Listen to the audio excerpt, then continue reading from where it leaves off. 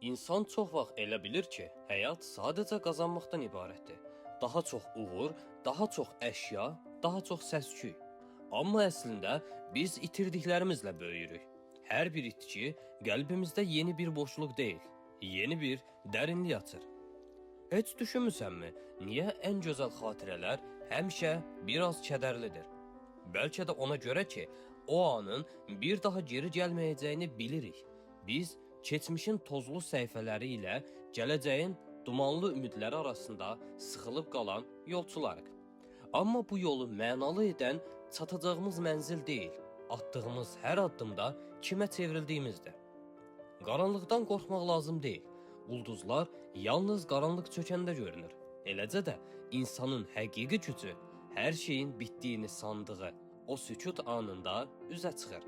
O zaman anlayırsan ki, ən böyük inqilab insanın öz içində baş verir.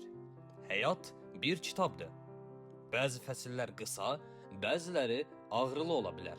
Amma qələm hələ də sənin əlindədir. Yazmağa davam et. Çünki sən sadəcə bu hekayənin oxucusu deyil, onun yazıçısısan.